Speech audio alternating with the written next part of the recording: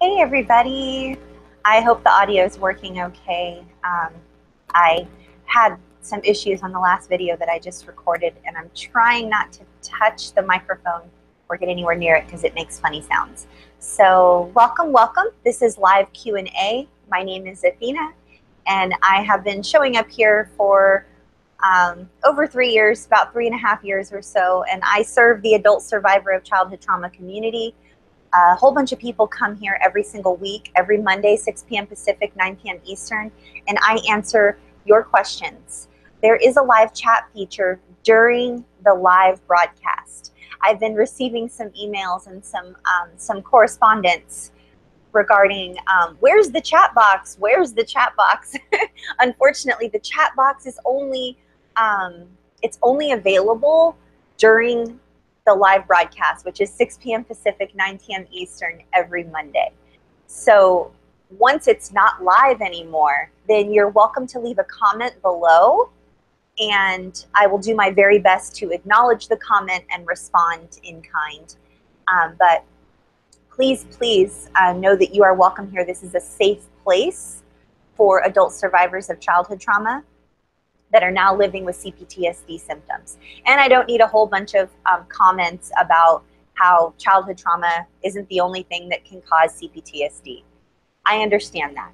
You could have been a prisoner of war. You could have been trapped in a concentration camp. You could have been in, heaven forbid, a traumatizing, abusive, long-term relationship with someone who is extremely narcissistic, sociopathic, psychopathic, Machiavellian, and here you are living with CPTSD, and that's how you found this video.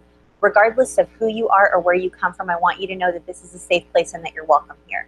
Most of the narrative that I share and most of the questions I answer are from adult survivors of childhood abuse. They grew up in homes that were toxic, one or more pathological parents, pathologically dysfunctional parents. They're either diagnosed or undiagnosed with narcissistic personality disorder. They're sociopathic in nature. They're sadistic. There could be a number of reasons that you grew up in that environment. But I want you to know you're welcome here if that's you. And if you're triggered by the content on this channel, I'm asking, please to step away and receive the excellent care that you deserve.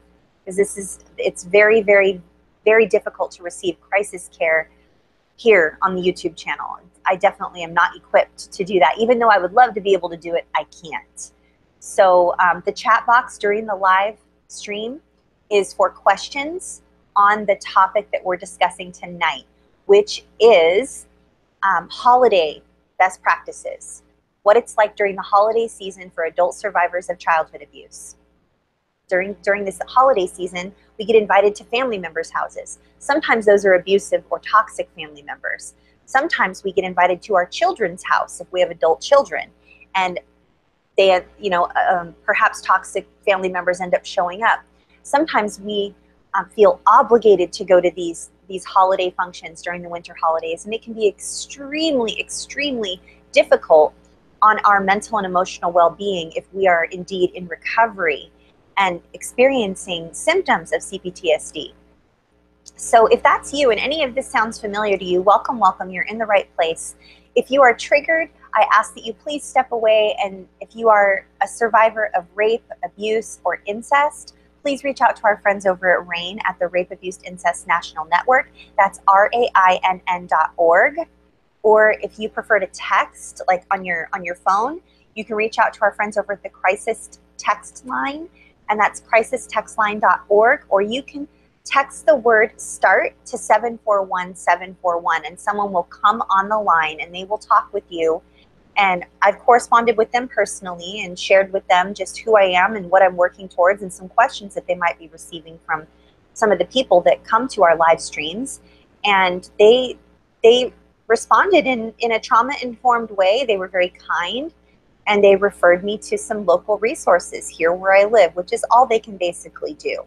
So if you are suicidal, you're contemplating suicide, you have a plan for suicide, you have been thinking about wanting to kill yourself, please reach out to our friends at the Suicide Lifeline. I believe it's suicidepreventionlifeline.org. And they are wonderful. I've spoken with them also. I've also spoken with their friends over at RAIN. I wanted to make sure that I know who I'm referring you guys to. And everyone that I have spoken to, whether I was just being myself and asking them questions or letting them know, I'm Athena and I run this YouTube channel and these are the types of people that I refer to you. I received wonderful correspondence from them and I feel confident referring you to those people. So moving right along, I just wanted to say thank you for being here. This is a privilege for me to show up every single week and serve this community and answer your questions. I consider it an honor. And I take this place here, this virtual place that we hang out in, I take it very seriously. And I want you to know that there are some people that have been blocked from this channel. They're blocked. They are not welcome here. They are not welcome to comment in the live chat box. They're not welcome to comment below the videos. They're blocked because there have been repeated reports of bullying and unkindness, and that's not going to be acceptable here. So if you're taking part in any of those types of behaviors and you've received email correspondence from myself or CPTSD Foundation.org, then please know that you're not welcome here and that you need to find other means of support. And it breaks my heart to say that, but it is not going to be okay for anyone to treat other people on this channel with judgment or snide comments or remarks or insinuations or just weirdness. It's not going to be allowed. You're going to be blocked and you're not going to be allowed back. And you can complain about it all you want. You can start a smear campaign and you can, be upset with me. I understand. I'll do my best to handle everything just the way the best way I know how, which is all I can do. My best is all I can do. So please know that I take the safety of this environment very seriously and that this is a safe place for you to come and to just be and to ask your questions. So I know last week, I think I left off with just a couple of questions that I didn't get to, and I wanted to answer those questions first this week and then take new questions. So what questions do you have regarding the holidays coming up? What questions do you have about perhaps enmeshed family members, toxic loved ones, getting invited to winter holiday meals or needing to be around people and you don't want to be all alone in the holidays, but you don't want to be around your toxic family members because it causes you a lot of emotional distress. So let's see, I have some questions from last week, I think.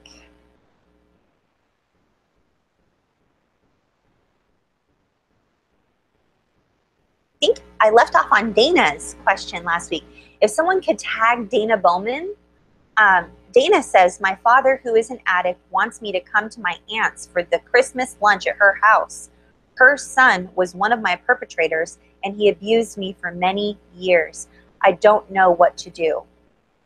Dana, I would absolutely encourage you to honor yourself and find some way to create a new tradition for your life. I had something similar.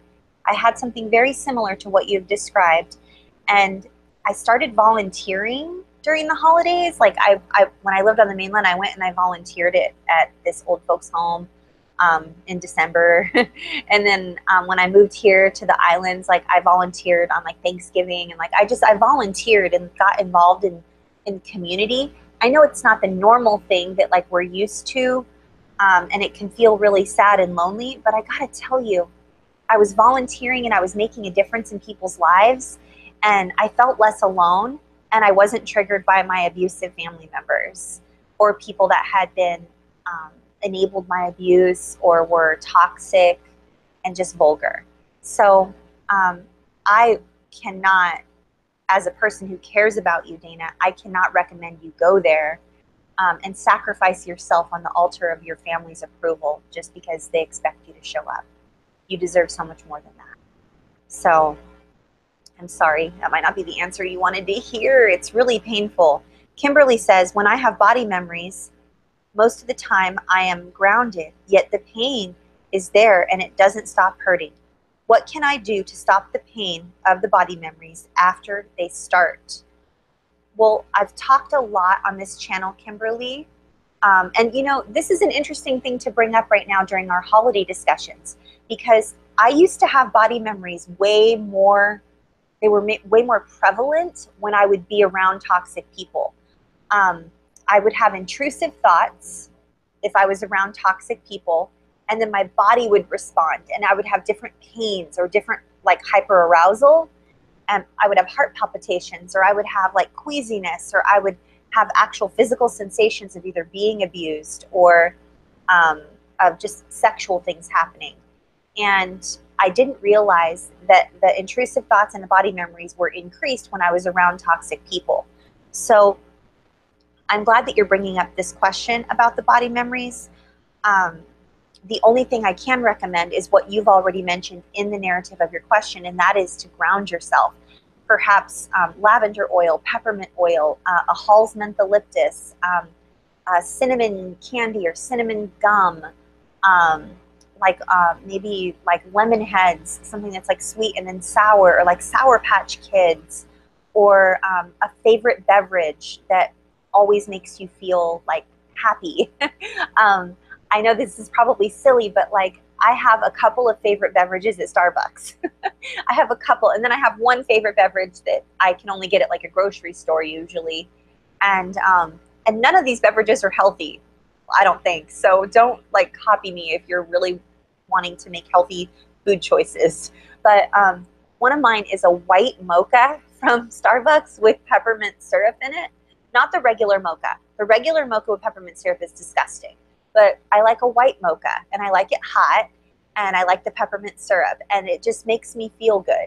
And so I'm automatically grounded, and I'm in my happy place when I'm drinking that. Another one is passion tea, and I don't get the high fructose corn syrup or the cane syrup that they put in it to make it sweet. I usually will get the plant-based, like the stevia, because I'm trying to have like a healthier sweet choice.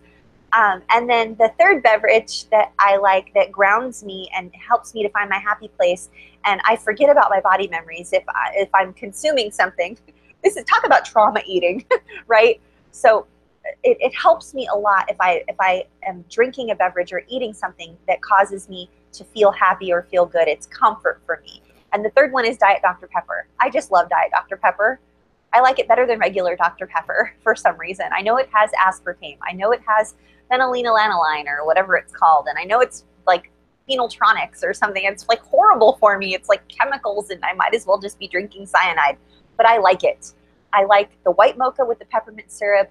I like passion iced tea, the pink one, because it's pretty. And I love Diet Dr. Pepper out of the can, like fresh out of the can, like with all the carbonation. And those things, like as silly as it may sound, Kimberly, those things help me with my body memories. I feel grounded and immediately happy if I have one of those beverages in my hand and I can sip it whenever I want to, and I feel comfortable. And I find something that I can control. Food intake is usually something I can control, which is why I lived with an eating disorder for so many years, because I couldn't control anything in my life but my food. So it was the only area of my life that I could control. And so I either withheld calories or over-exercised, or I misused laxatives, or I mostly withheld calories. That's mostly what I did. It was probably my favorite thing of choice that I did, which is horribly, horribly damaging to your body, and I don't recommend it. So, Kimberly, if you can find a way to be grounded, and for me, the quickest way is to just have a beverage that I really enjoy, and then I can just, and it's something that sort of, it's almost like it's a safety blanket for me too. Like if I'm anywhere, I can have a beverage and I feel like it's okay. I don't know if that makes any sense. If I'm at a function, ooh, this is one, Kimberly. If someone can tag Kimberly Stogner or Stoner, I don't know if it's Stogner or Stonier, or how you pronounce your last name, if it's phonetical. But if someone could tag Kimberly and let her know I'm answering her question from last week. If I'm at a function, this happened to me. I was at a function, and it's one of those functions where you're at like a hotel ballroom and there's like an open bar, but I don't really drink alcohol. I haven't drank alcohol for a while, and I kind of like it. I kind of like always feeling fully present and clear, and like I'm in complete control of my faculties. I just feel stronger and more sovereign, and I like it. So if you're at a function, like if you get invited to like your spouse's Christmas party and you're at a hotel ballroom and there's an open bar and all of that, what I do is I get a club soda and I put like 3 or 4 limes in it where it's like really sour, like the lime wedges, you know, like club soda, lime. And if I can, I'll get it in like a wine glass because it just like looks pretty and looks fancy. But I squeeze a whole bunch of limes in there, and then it really just keeps me grounded. Like even my eyes twitching just thinking about it, because like there's something about sour that like, and like you focus on it, you know, like if there's something else that's bothering you, you're really focused on it. Like you're focusing on your mouth. So I hope that helps. And let's see. Okay, John Harvey. Oh, really quick, I want to say thank you to John Harvey. Thank you to Kimberly and to Dana from last week. And then this week, I want to say thank you to John Harvey. Thank you to August. Thank you to Shannon. Thank you to Deborah. And anybody else who's sending in questions, because I already have questions coming in for tonight. And I'm going to cut off questions, you guys. I'm going to cut off questions a little bit in about like 30 minutes because our moderators need to be able to step away early tonight, and I want to honor that. So please send in your questions between now and the next 30 minutes so that I can answer all of them, okay? But John Harvey wants to know, how do you reclaim the holiday when it is tainted by abuse? Ooh, this is a good one.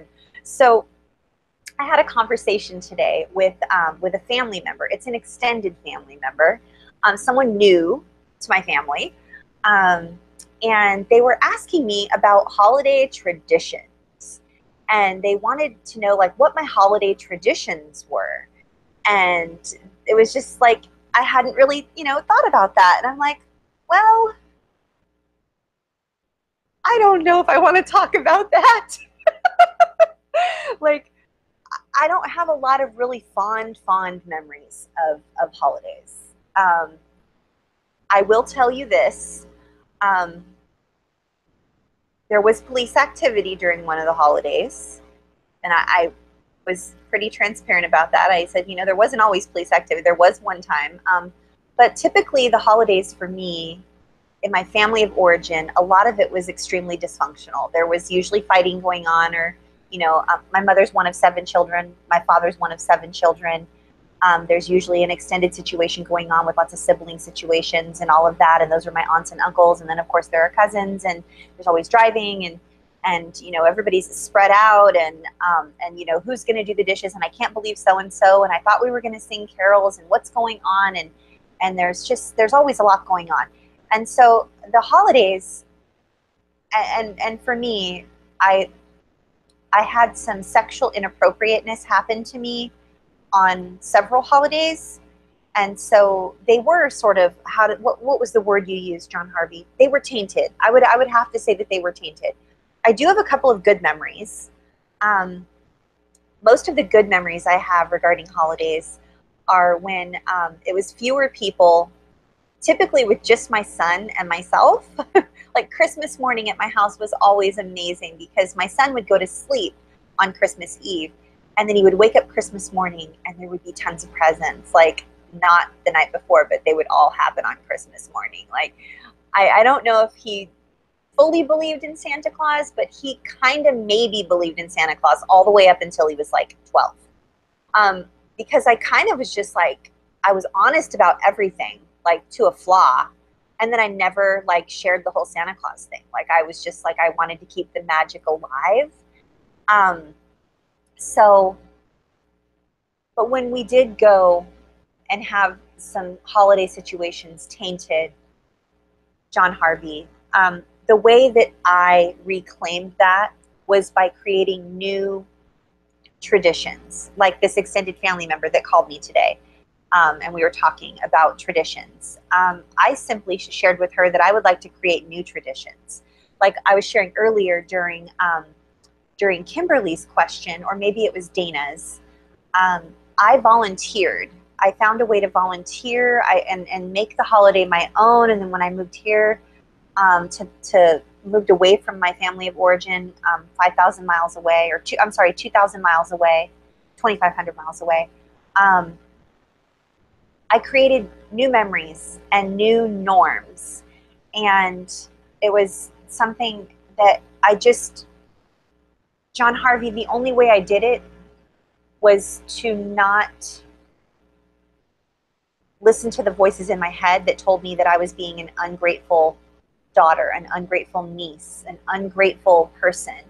I know myself. I'm a very grateful person. I have a lot of gratitude. I have a lot of gratitude for life and for every single member of our community. And almost to a flaw, to where I'll just let things go and let things go and let things go until I really should not do that. So I would say the only way that I was able to reclaim the holiday after it was tainted by abuse is by, remember what Bobby used to say about not lighting ourselves on fire to keep other people warm? I needed to care more about my holiday and my mental and emotional well-being than I did about the approval of others. And that was the only way to reclaim it, John Harvey. That was the only way. And, you know, I'm very grateful to have the life that I have now. I'm very grateful that there is very little drama in my life. There's absolutely no abuse in my life. There's very little dysfunction in my life. Unless, of course, like I avoid things, and then it creates a problem, because that's dysfunctional. What do I tell you guys? You guys don't numb stuff or avoid. You got to feel all your feels. Otherwise, you're never going to heal. So when I numb stuff or avoid situations, it creates drama and dysfunction in my life, and I need to not do that. So I'm a work in progress. I'm working on it just like you guys are. So John Harvey, I would say you have to care more about your mental and emotional well-being than the approval of others. Do what's right for you. Find something you like to do. If you like amusement parks and they don't have blackout dates going on, go to an amusement park. If maybe go to one of the hotels that has beautiful Christmas lights in your town, or take a bus somewhere that has beautiful Christmas lights, and save up money. Like I once saved up, you guys, for 4 months to stay the night at a hotel. It was for New Year's Eve, and I went by myself. I know that sounds really incredibly lonely, but I saved up money for 4 months, and I stayed the night at this hotel, and I ordered a bottle of champagne, and I went to this thing that they had at the hotel. It was like a murder mystery dinner, and you guys, it was amazing. My girlfriend Sherry was supposed to come, but her car broke down, and so it was just me.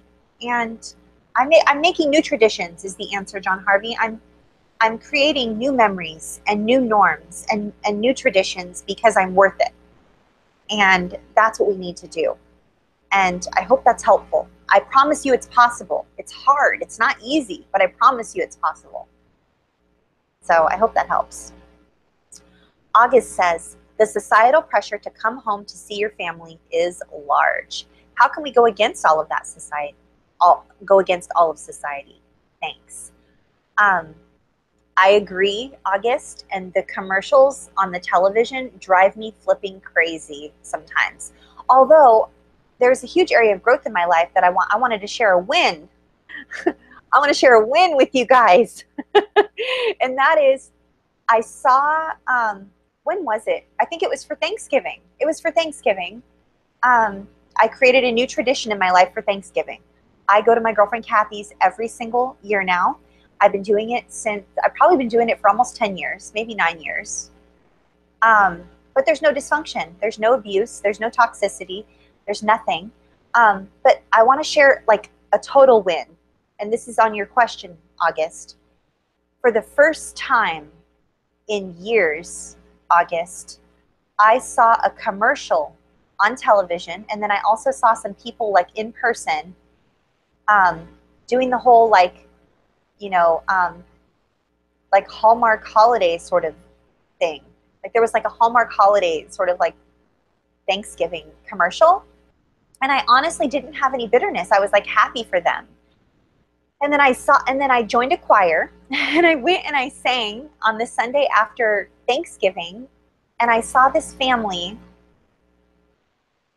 all together, gathered around, taking photographs. And I honestly felt happy for them. I wasn't bitter, like, must be freaking nice, you know, or like, that's nothing like my life. My life has fucking sucked and I've had so much dysfunction and crazy people and you know, normally like I'm thinking those things, which I normally don't say out loud like I did just now, but like normally I'm thinking those things. But I can honestly tell you that I was like, oh, look at that person right there. Look how sweet she is standing next to her brother and her sister and her aunt and her uncle and her mom and her dad and her grandma, and they're all here to see her sing in the choir. Like, that's amazing. And I was like, let me take a picture of all you guys together, because they were taking like here, you know, they're handing the phone around, like holding it up, like, you know, trying to take the picture. And I'm like, let me just take a picture of all of you guys together. And like, so, and I captured that moment and I was like, wow, like, that's amazing. That really exists. Wow. Okay. And I was like happy for that person. But August, it's taken me 17 and a half years of healing to get there.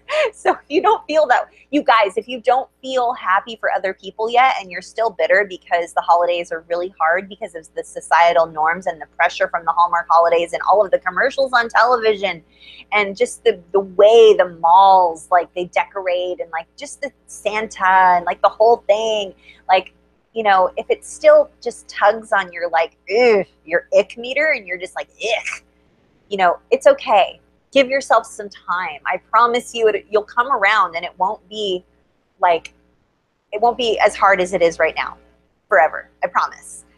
Because it's finally not that hard for me. And it was for a really long time. Like I had some bitterness and some anxiety and some angst and some just resentment, you know, for a really long time.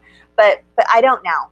And I'm being honest when I say that. I was like, wow, like it feels really good to just be happy for those people, you know, because sometimes we're not. Sometimes we're just like, we're really bitter. Like we wish we had that and we were robbed of that and that's wrong, you know?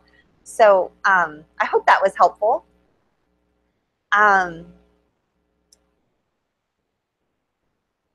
Pressure to come home and see your family is large. It is large. It's a large amount of pressure. But I would honestly, August, I would make new memories, make a new tradition, like decide to do something for you.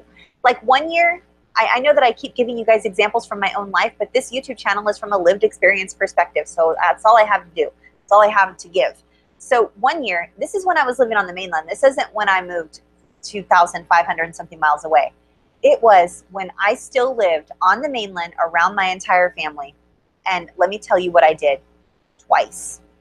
I booked a cabin up in the Sequoia Forest at a place called Grant Grove Village. You can Google that, Grant Grove Village. And it's in the Sequoia Forest. And they're cabins with no electricity. You just get a little lantern, and then there's a bear box, and you put your food in the bear box.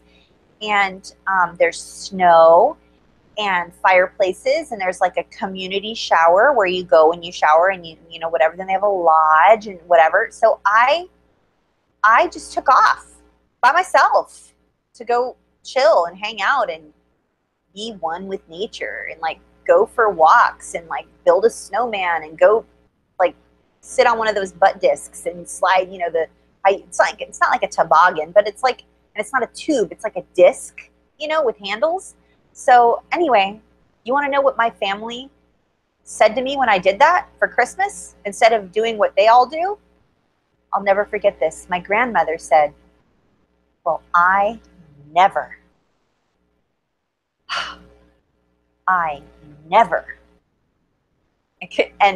And that was all she said, but I was punished. I was passive aggressively punished for that. And I thought that I covered all my bases. We flew my dad's cousin in. A whole bunch of people stayed at my house. We stayed up all night long wrapping gifts. I rented chairs. I got all this china and like real silver and like little teacups, and like I did the whole thing, and I did it at my house. I hung 1,200 Christmas lights on the outside of my house with galvanized steel nails by myself hanging off the roof. I did everything. I had fake snow throughout the grass and the entryway and all over the house and all the lights. I mean, I did everything. And we celebrated on Christmas Eve. Why? Because I had shared custody with my son's dad. And so it was his dad's year to have Christmas Day. And so I had Christmas Eve. And so we had it all at my house on Christmas Eve. And her response to the fact that we weren't doing it on Christmas Day was, well, I never. And that was all she said to me. And then Christmas Day came and I left that morning to go head up and go to the cabin by myself because I was excited to do so while my son was off with his dad. And I got in so much trouble afterwards from my family. They're like, Grandma disappeared and she got on a bus and she ran away from the old folks home and whatever. And if you would have just had Christmas on Christmas Day, none of this ever would have happened. And I got blamed by one of my aunts. One of my aunts blamed me that my grandmother hopped on a bus and ran away from the old folks home on Christmas because I celebrated Christmas Eve at my house the night before because I had a custody situation court ordered with my son and my son's dad. And so you guys, I'm just saying we can't control everything. But you want to know what I did it again though. Another year, I made sure that I took my son up to that little cabin. And we made memories up there, and we made snowmen, and we sat on the butt discs, and we went and played in the snow, and we went to the lodge, and we sat by the fire, and we shopped in the gift shop, and we did all kinds of fun stuff, and we created new memories and new traditions, and that didn't include abuse or toxicity. And it takes a lot of courage to do that, you guys. I'm not telling you any of this is going to be easy, but I'm telling you it's worth it. It takes a lot of courage to make new memories and to make new traditions. It takes a lot of courage to do that, especially when you don't have the support of your family of origin. It's so hard, but it's worth it. Shannon says, I'm wondering what to advise my children to tell their friends if they ask them why they're not seeing Grandma this year. She is the abuser and we have gone no contact. Ooh, Shannon, that is such a good question. So I would say, depending on the age-appropriate nature of the conversation that you're going to be having, I don't know how old your children are or how old your children's friends are, or I would just have an age-appropriate conversation with them, just saying, and just, no, I'm not saying to air your dirty laundry, but if you've gone no contact, you've done it for a reason. I trust that you have done it for a reason because you have a deep desire to be healthy and to eliminate the toxicity levels in your life. And so if that's the case, I would be honest and just say, we're doing something, we're trying something different this year. Like maybe we'll see her in a different year, but this year we're not going to see her. And then they'll just hopefully move on. Like maybe it won't be an issue. Maybe it'll be like a non-issue. Sometimes the going no contact is harder for us than it is for our children and for our children's friends, even though like we're really concerned about like what they're going to say. And I only just say that from personal experience because I thought I was going to have to like explain myself because there's something in us. If we come from a certain level of toxicity in our family of origin, we have a deep training program that tells us we have to explain ourselves. We have to over-explain everything. We have to go, well, this is what I'm doing, and this is what I'm not doing, and this is why. And it's because oftentimes that behavior that I just described is because of the level of gaslighting that went on in our lives, the history revision, and the passive-aggressive nature of abusive people and toxic people. And so I'm here to tell you, Shannon, I want to empower you. I want to give you permission to not explain yourself to everybody. One of the most powerful things I can do is to empower you guys and give you permission to not do the things that you've been doing all along so that you can feel different than you've ever felt. Because if we're ever going to feel different than we've ever felt before, we need to do different things than we've been doing all along.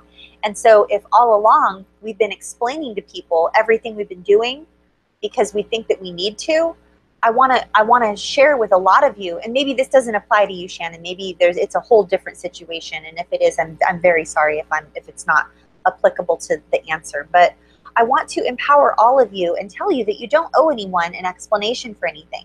If you decide to go no contact or low contact with a toxic loved one, or a family of origin, I want to tell you that you don't owe anybody an explanation. If you're doing it for you and you're doing what's best for you, that you don't owe anybody an explanation. If they ask, just say, this is something I feel, is important for me right now.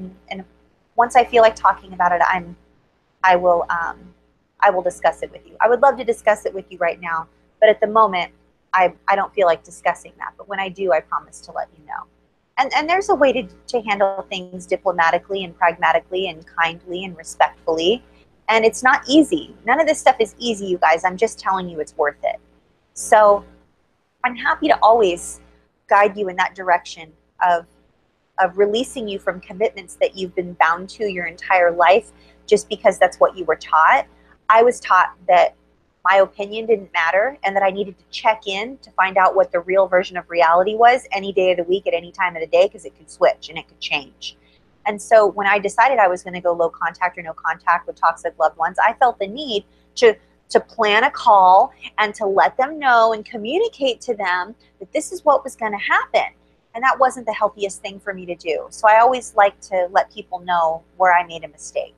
I made the mistake of scheduling a call and making a big deal out of it. And then it was brought to my attention by someone, a coach of mine.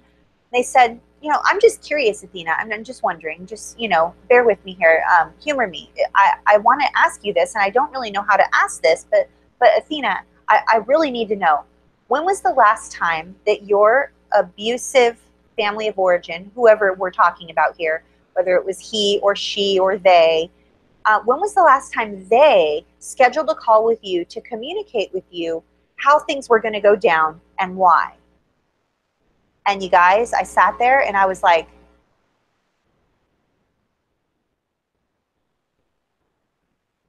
never. Never. It had never happened. I had never had one abusive family member schedule a call with me respectfully to communicate clearly with me a boundary or what was going to happen and why.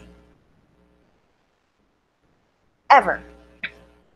But for some reason, I thought that it was my job to respectfully communicate clearly, succinctly, just to let everybody know what was going to happen and why. Well, as soon as I was asked that question by one of my coaches, and I was able to release myself from the commitment that I had made, or this pact I had made with myself, I realized that when I was explaining everything to all of my different family members, it was coming from a place of hoping that they would validate me. I was seeking validation.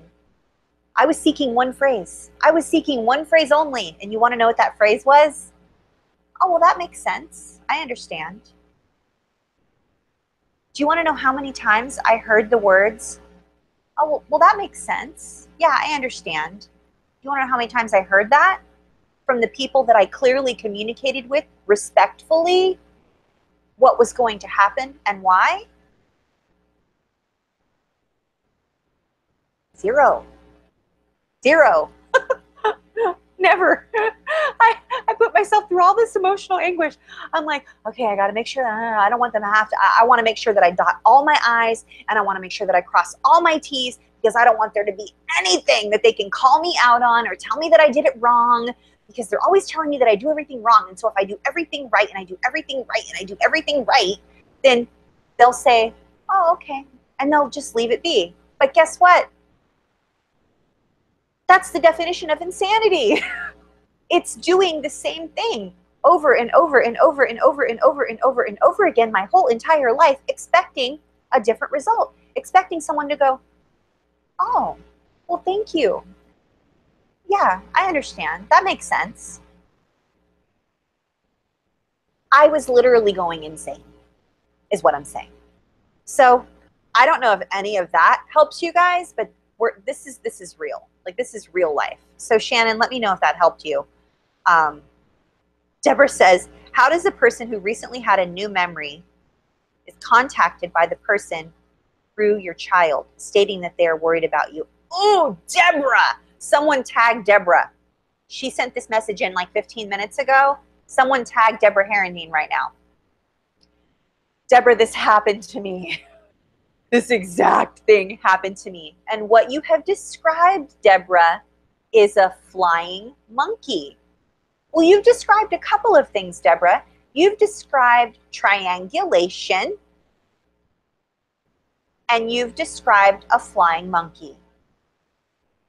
So what happens when your child's mouth opens and your abuser's words come out through your child's mouth, and your children are the love of your life? You trust them, you love them, they're in your safe circle.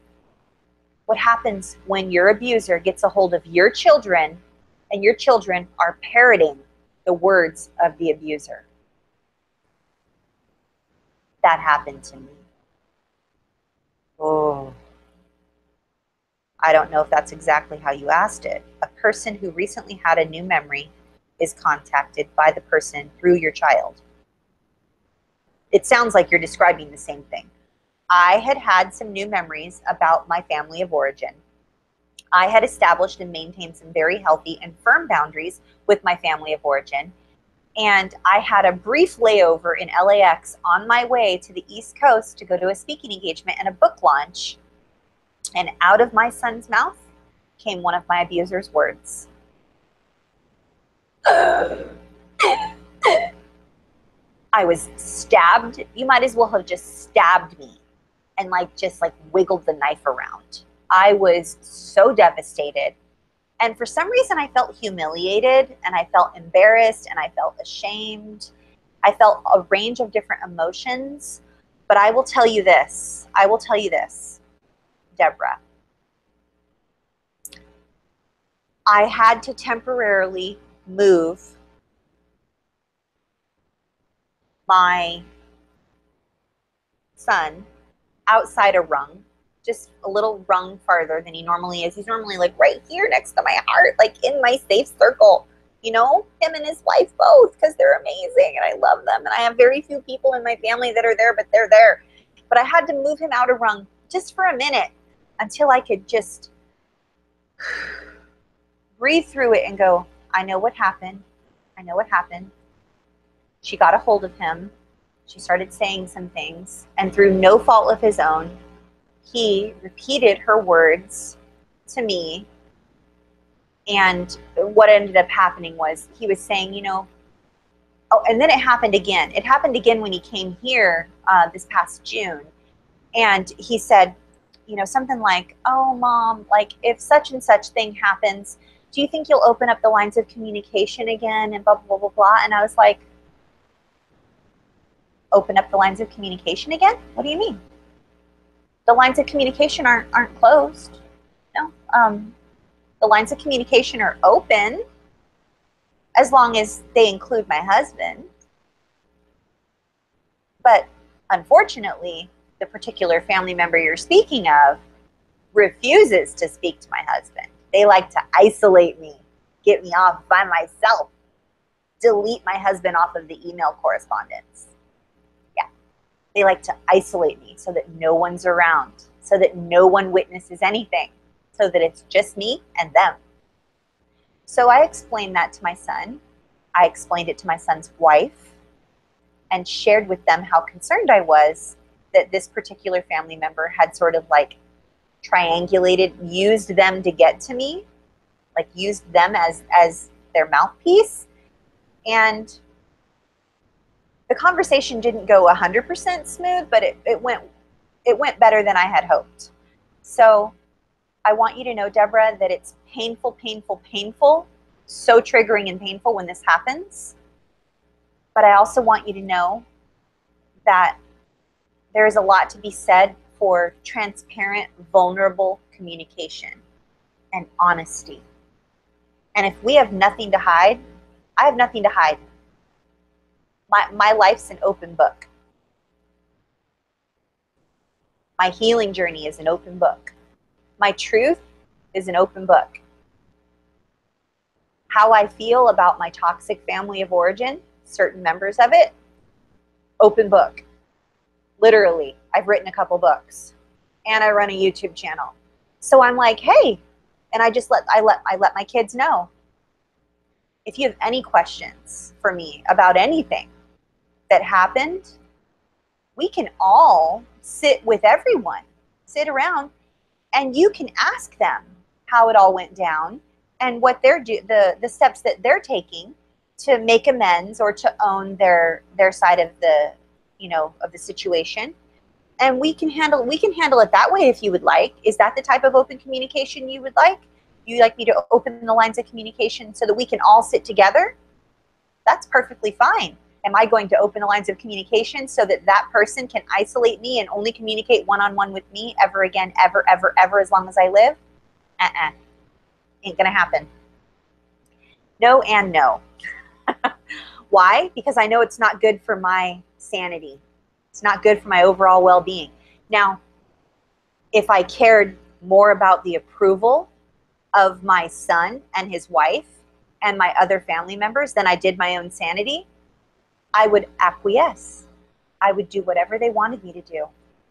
I would allow communication to come in whenever it wanted, and I would communicate freely out. They could stop by whenever they want. That was what my life was like. People stopped by unannounced all the time. They just texted and emailed me whenever they wanted to. They called my phone whenever they wanted to. They expected me to respond immediately or answer, and if not, they would give me a piece of their mind. Or if I wasn't home when they decided to stop by unannounced, well, where the hell were you? I mean, that was my life. But guess what? There comes a time when we care more about our own mental and emotional well-being than we do about the approval of others, and that's a glorious moment. Let me just tell you what a glorious moment that is. That's empowering right there. And it happens. I promise you it happens. It takes a while, but it happens. So yeah, I had to communicate very clearly. But ever since then, things have been fine because I didn't run away from it. I didn't deny anything. Yeah, I established and maintained some healthy boundaries with regards to communication, but I didn't cut off the lines of communication. No, they can go ahead and contact me, but what they need to make sure they include my husband in the conversation. That's my boundary. Yeah, but that hasn't happened. So I hope that was helpful. Willow says, any advice for a single mom of 2 kids to a narcissistic ex and a psychopathic ex-mother-in-law who feels overwhelmed by the competitive smearing and gaslighting nature of their entire family? You just described me. Now let me go back and unpack that a little bit, Willow, because if I have any advice for you, I promise to give it to you. I promise, promise, promise. By the way, I'm not taking any more questions. This is the, I have this question here, and then I have one more from Lisa, and then that's it.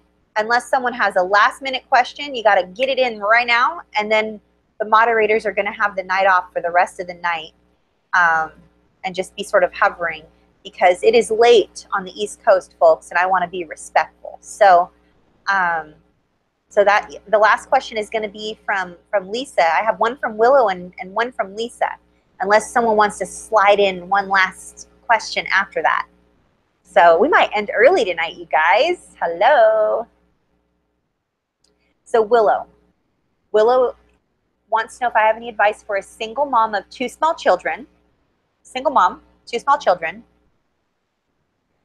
The children's parent, the children's father, is narcissistic, and his mother is psychopathic. This single mom feels overwhelmed by the competitive smearing and gaslighting nature of the entire family. Well, Willow, that makes you human. Because I had a similar situation that I had dealt with someone very, very, very, very close to me, Willow. Someone very, very, very dear to me. Had a very almost identical situation to what you described. And the only advice I have for you, please find a way to get some professional help. Please find a therapist that understands narcissistic personality disorder. Please, for the love of all things sacred, find someone, whether they're virtual, like through Skype, or in person, someone like Jody Amen, someone like Brie Bonche. Those are 2 great therapists. and they both do Skype appointments. Someone in your area, find someone that you can open up to and share with on a regular basis so that you don't lose your sanity. It is so hard to be in the midst of what you've described and not think that you're the problem, because you have people telling you that you're the problem, and they act really bizarre and do really unkind, sadistic, weird, twisted things. And when you try to be not okay with it, they look at you like you're crazy. Like, well, what's your problem? Why would you have a problem with that? No one else is complaining. What's your problem? So if that's ever happened to you, Willow, you're not alone. Because someone, like I said, very, very, very dear to me had this situation. And the only way she was able to be okay is by finding a therapist. Finding a therapist that understood narcissistic personality disorder. Finding someone that she could talk with and share with. Being a part of a group. I believe the most powerful healing can happen when you have a one-on-one trauma-informed therapist, in addition to being in a group, like group therapy, or even just peer support, like we have on Facebook in the groups. That combo of the trauma-informed therapist and then the safe groups, that combo is a winner. And just stepping back and sort of removing yourself. Obviously, my first piece of advice to this person that I would give them is, in a magical world of unicorns and fairies, I would say go frickin' no contact. Get away from these people, because they're crazy and they're going to harm you psychologically or otherwise. And they're going to harm your children psychologically or otherwise. But I'm assuming you're not able to get away because you're co-parenting. There's no such thing as co-parenting with someone who's narcissistic. You have joint custody, but there's no such thing as co-parenting because they are not human and empathetic. And he's got the fuel of his mother that's helping wield that hammer down on you. So if there's a way for you to go gray rock, go low contact, if he tries to give you crazy, weird, long messages, if you could respond in just a couple of words, you could limit contact with him as much as possible. And the biggest one that I know that perhaps you could do really soon, make sure that you never are isolated by them. Make sure it's never just you and the kids around them. Try to bring a girlfriend, a friend, a cousin, an aunt, an uncle, a neighbor, a coworker, someone other than you and the kids. If you can have a buffer, the antics, the volume of the antics will come way down. Because I'll tell you this, whenever I had someone else with me, the antics go way down. Why do you think I don't allow certain people to contact me and my family of origin unless they include my husband on the correspondence? And then the person I was sharing with you about that is very, very, very dear to me that went through a similar situation, whenever I would go with her, the antics would stop. Because they were trying to impress me almost. They wanted me to be a part of their clan. It's almost like they were trying to enlist me to be some sort of a flying monkey or something, like they would be able to win me over. And so they were trying. And so the antics and the abuse of my friend would go way, way, way, way, way, way down if I was there. And then the moment that it was just her and the kids, it was terrifying for her. But if there was one other person around, someone that's a stranger, someone that's not in the family, then the volume of the antics comes way, way, way down. So I don't know if that helps you at all, Willow. If you're able to go gray rock, if you're able to go low contact, if you're able to enlist another person, I don't know what you're able to do, but you're in a sticky, sticky situation. And I want to just let you know that you're not alone. There are people like myself, like the Jody Amons, like the Brie Bonchays, there are people out there that understand and they know. And there's even Sandra L. Brown. She runs an institute, I think it's in Florida, all trauma-informed practitioners. I think they even have a sliding scale perhaps, and they understand narcissistic personality disorder. And I'm not sure where you're located, Willow. You might even be in the UK. I wonder if Bobby is still taking clients on Skype, like one-on-one clients. I know she's running that coaching program, but like I think she's located in Bristol, and I know she does Skype coaching, and she's trauma informed. She understands like narcissistic personality disorder. So I don't know. I'm not 100% sure, Willow, but I want you to get some support, even if it's just a friend going with you, so that you're not isolated with just you and the kids. The next question that I have is from Lisa. And Lisa says, going low contact with my family has made me feel like a bad daughter. I know that it is not logical, but it is still a struggle. How do I overcome that? Oh, my heart just hurts right now for you, Lisa, because I know what that feels like. I struggled with this. I struggled with this so much, Lisa. The only thing I can tell you is that it's going to take a little bit of time. You're not going to feel strong and good about it at first. In fact, you might even feel like you are the bad daughter and that you're mean and that you've done something wrong.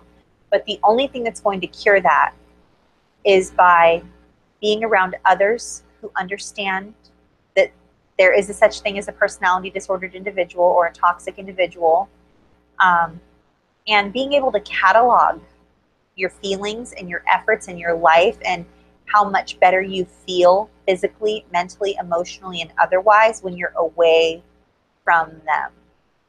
I struggled with this, Lisa. I struggled so much. But I will tell you something. Once I had like a year, it had been a year since I hadn't really had direct contact, I felt sane. I felt free, and I didn't feel guilty and horrible as much anymore. I still have waves of it. I still have moments when I'm like, I miss my mom. Like, I just want her potato salad because it's delicious. And I want to like sit in the backyard and play with the dogs and go for a walk on the property and like go grab a mocha, you know?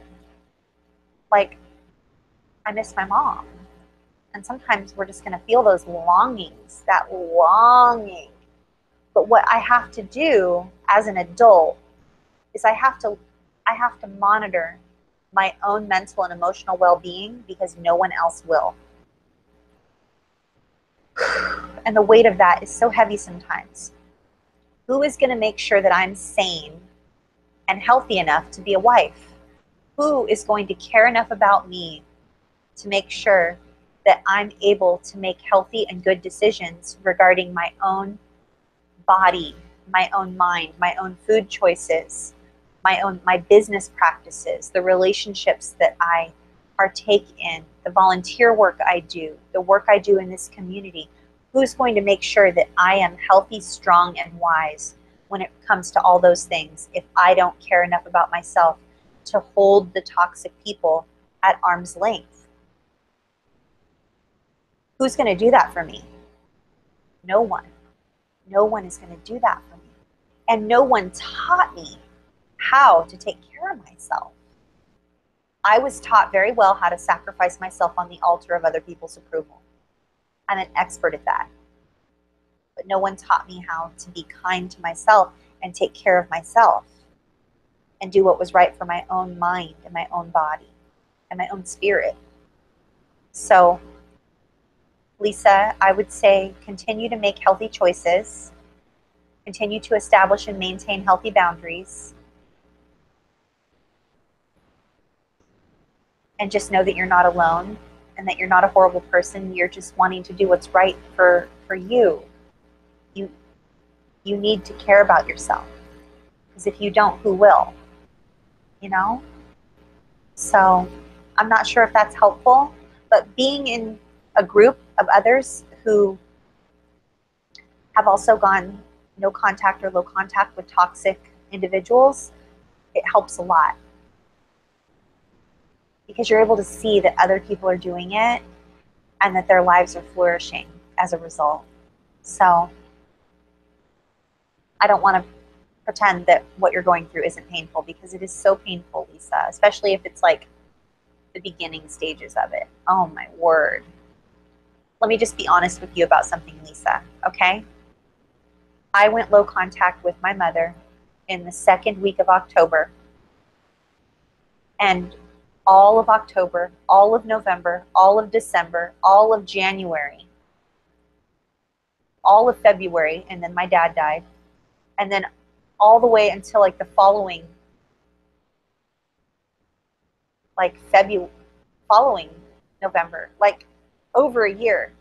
It took almost a full year for me to not feel low-grade suicidal ideation, depression, different food issues that I was having, gastrointestinal issues. My weight was fluctuating. I was having intrusive thoughts. I was having night terrors, emotional flashbacks. But once I hit about the 1 year mark, maybe 1 year, 1 month, like 13 months, I started to come out of the fog, which reminds me, go to a website, Lisa. If someone could tag Lisa and let her know I'm answering her question, that would be so awesome. And thanks for letting me boss you guys around. Like, I just keep like telling you what to do. Lisa, go to outofthefog.com. Seriously. They're the ones, is it Out of the Fog or Out of the Storm? They're run by the same people. They're amazing.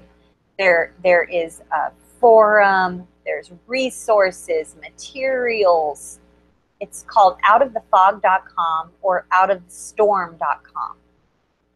One of them is for PTSD and one of them is for CPTSD. And what you're experiencing, Lisa, is the after effects of having your boundaries bowled over and non-existent for most of your life, and now you're an adult. And so what is healthy for you feels foreign. And so you're craving what is normal, even though it's unhealthy for you. And I just want you to know you're not alone. And I beg you to go to the website that I gave you.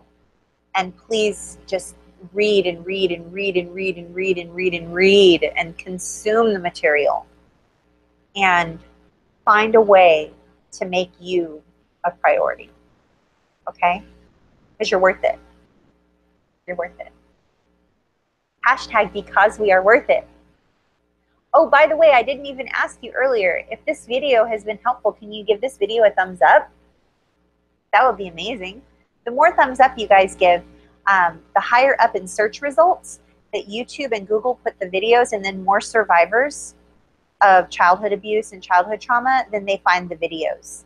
And I checked our traffic sources, and search is like way up there. Like, people are finding us in suggested videos. And the way you get in suggested videos is by the number of thumbs up and like the likes and the shares and the comments. So, so that's because of you guys. You guys are making it possible. So thank you. Last question, last question, oh, I have two questions, two last questions. One is from Dana and one is from Monica. Dana says, I'm having increased anxiety and sadness as Christmas approaches. The struggle is real, Dana. Seriously. I feel like I am spiraling and must be doing grounding techniques wrong. I'm guessing self-harm is frowned upon. Oh, Dana. Well, self-harm is only frowned upon because we want what's best for you. But I'm not judging you if you're self-harming. I'm not condoning self-harming behaviors. But I'm also not saying, you're a horrible person, why are you here? You know, we've all, I have never met an adult survivor of childhood sexual abuse or severe childhood trauma that has not been prone to either suicidal ideation or self-harming behaviors. How's that? If you're here on this channel, it's like, will the real Slim Shady please stand up? If you're here on this channel and you are an adult survivor of childhood sexual abuse or severe childhood abuse or trauma, and you've never once contemplated wishing you could die, and you've never contemplated like eating disorder behaviors, which are self-harming, or other self-harming pet behaviors like cutting or binging, purging, carving. There's a lot of different self-harming behaviors. I can't even go into that. There's like a whole video that we did on self-harming behaviors. In fact, Harriet, if you could find the self-harming video and like pop up the card right there, that would be awesome. And then maybe if you could also pop up the suicide one. Not suicide and attachment, but just suicide. And then you could also pop up the one on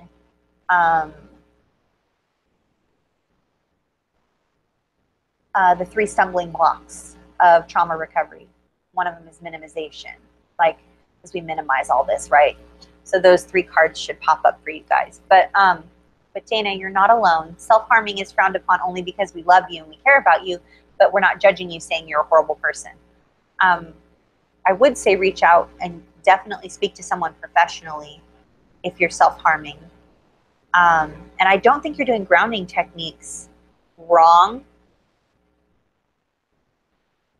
Like, and the reason I say I don't think you're doing them wrong, Dana, is because you're a wise woman, and I've gotten to know you a little bit in our groups, and increased anxiety and sadness as Christmas approaches is not a key indicator that you're doing grounding techniques wrong.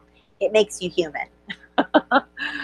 And I don't laugh and bring levity to the topic because I want to minimize how you're feeling. I'm laughing and bringing levity to the topic because it's my personality and because I identify with this so personally and deeply. Like for me, I have increased anxiety and sadness around almost all the Hallmark holidays, almost to the point where I shut down and want to like curl up in my bed and like throw the covers over my head.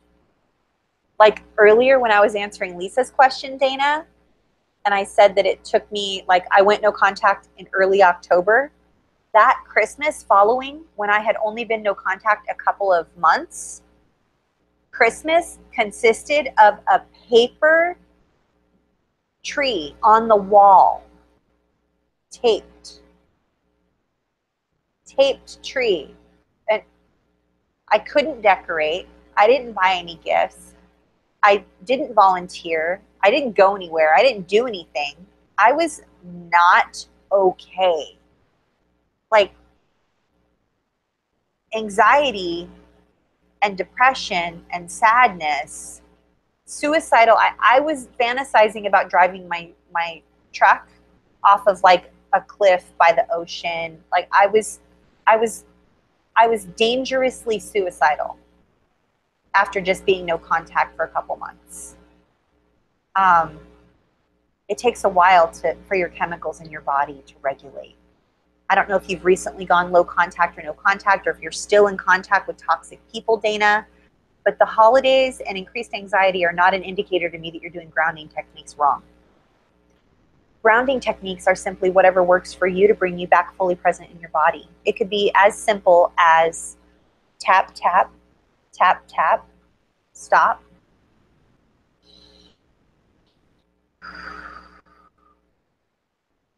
Observe what's around you. What color is the paint? What color is the carpet? What do you see? What do you smell? What do you hear? And then reaching out to someone in a group or a text. There, you're fully present in your body. Soaking your hands in ice water disengages your hypothalamus. Getting a beverage, like I said earlier, like one of your favorite beverages that you just enjoy, to where it's impossible for you to like, it's impossible for you to like smile and like do something. I forget what it is. You can't smile and do blah, blah, blah at the same time. Like I forget what that is, what that saying is, but like if I'm drinking like a Diet Dr. Pepper or a white mocha with peppermint syrup or a passion tea with stevia, or if I'm in my truck, like which is my happy place, like it's almost impossible for me to feel horrible. I'm fully present in my body and I'm able to experience some level of gratitude because it's comforting for me. So I don't think you're doing anything wrong, Dana. I think that these are extenuating circumstances that are going to take some time before you experience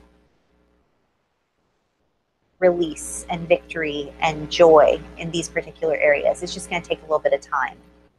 Being around others, like in our safe groups, that's definitely going to help. And if you don't already have a therapist that's trauma informed, I highly recommend finding a therapist that's trauma informed. Like, I know I say that all the time, and you guys are like, good Lord, Athena, stop saying that. But like, it's really, really makes a big difference in your life. Huge, huge difference. So I don't know if that helps, Dana, but I hope it does. Last question from Monica. I hope Dana is still here. I hope Dana knows I answered her question, and I hope Lisa knows, and Willow, and everybody. And if someone could tag Monica Shields, let her know that I'm finally answering her question, like from when she asked it, that would be amazing. Monica says, how do we keep our emotional equilibrium during the holidays when we have been no contact with family? I would say keeping our emotional equilibrium during the holidays might not be a smart goal. And I don't mean that it's not smart, like you're not smart. I mean that it's not like specific, measurable, something, something, something. What does SMART stand for? Where's Matt? Someone tag Matt Pappas. Matt, specific, measurable, something, something, something. Oh, Matt. Oh, you know what? He's asleep. Never mind. Don't tag him. I forget. Google SMART goal and then like put a link to one of the little memes that pops up for SMART goal. So while the specific goal you have is to keep your emotional equilibrium during the holidays, I would challenge that line of thought, Monica, in that holidays are very emotional and there are a lot of ups and downs during the holidays that are usually like seasonal, and it's not the level of emotions and the feelings that are flying are usually increased during the holidays. And so keeping our emotional equilibrium during the holidays might not be a realistic goal. I think that's the R. Specific, measurable, something, something, realistic, and time-based. So what's the A? Darn it. Can't believe I'm forgetting. I teach this stuff, you guys. I've taught workshops on SMART goals. Are you kidding me? So perhaps we could get you a more realistic goal that would help, Monica. Like, rather than, I'm Monica and my goal is to keep my emotional equilibrium during the holidays, given the fact that I've gone no contact with my family.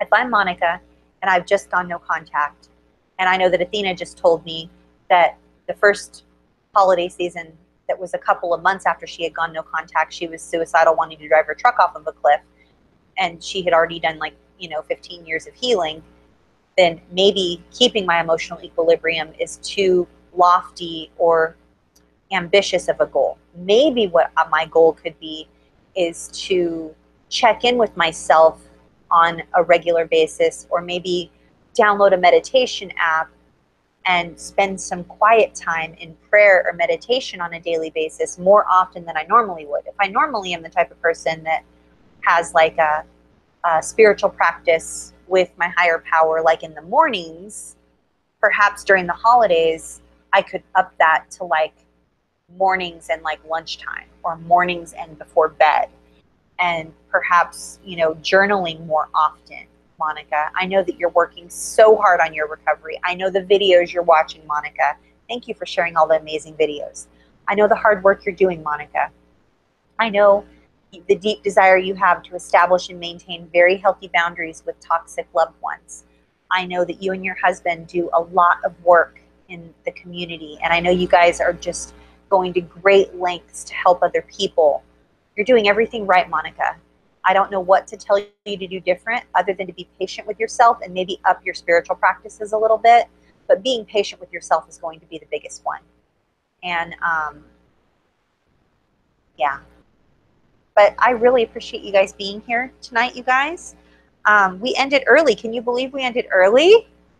I recorded a brief video right before this live Q&A. If you showed up here right on time or a little bit late, there is a video on the channel. Once I click stop and this video is finished, if you go back to the video that was the upload that was right before this one, it says important changes on the channel. If you guys could take the time to watch that one, it would mean a lot to me. Although I do get a little bit emotional towards the end, so if emotions trigger you, then trigger warning. But it would mean a lot to me because I just need you guys to know that I'm committed to making this place a safe place. And if that means maintaining healthier boundaries with toxic individuals and keeping unsafe people away from the chat box and away from the, you know, obviously I can't guard the hashtag. If someone's going to use the hashtag, they're going to use the hashtag. Can't stop everybody. All I can do is block people on this channel. All I can do is my best. My best is all I can do. So, but it would mean a lot to me if you guys watch that video. It's really brief. Harriet, if you could pop up a card here, a link to the video that I recorded that says, like, I think it's titled Changes on the Channel or something. It was the video I recorded right before this one. So that would mean a lot to me. Thanks, Harriet. And thank you to you guys. I will see you here next Monday, 6 p.m. Pacific, 9 p.m. Eastern. We are still on the topic of developing healthy habits and talking about the winter holidays because this is like the hardest time of year for people. And if you want me to switch up the topic and you don't want to talk about the holidays, then let me know. But I've received a lot of feedback that you guys are loving the fact that I'm going longer than one night, 1 hour on per topic. You like the longer, like part 1, part 2, etc. So everyone's questions get answered. I don't want to cut people off. So I'll be here 6 p.m. Pacific, 9 p.m. Eastern, and that will be on Monday, December the 11th. 6 p.m. Pacific, 9 p.m. Eastern, on the topic of developing healthy habits in recovery for CPTSD, recovery from narcissistic abuse recovery, or recovery from narcissistic abuse or childhood trauma, CPTSD recovery, developing healthy habits, habits to live by, habits that help us want to be alive and not have just a low-grade suicidal ideation all the time.